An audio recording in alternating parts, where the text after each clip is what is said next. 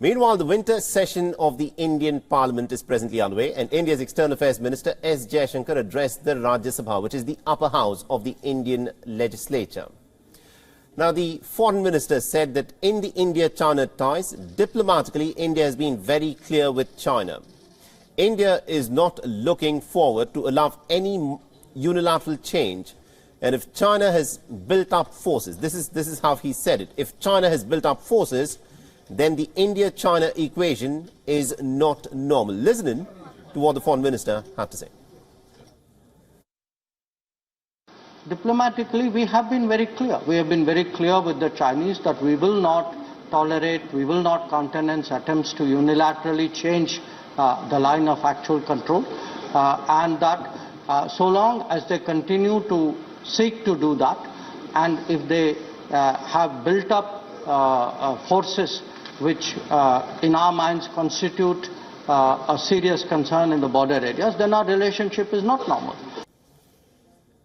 All right, so that was the phrase which the foreign minister used, saying that if China has built up forces along the border, then the relationship is not normal. And also, interestingly, S Jaishankar defended India's stance on Russian oil purchases, where he said that it is a sensible policy which is in the interest of the Indian people. Listen in. We do not ask our companies to buy Russian oil. We ask our companies to buy oil. What is the best option that they can get? Now, it depends on what the market throws up.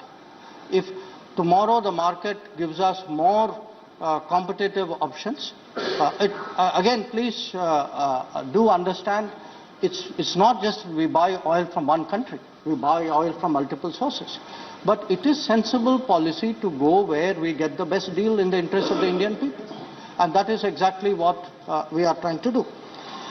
Regarding the oil cap, the impact of this is not very clear to us. Our concern is really what would it do to the stability and the affordability of the energy markets. That is a concern.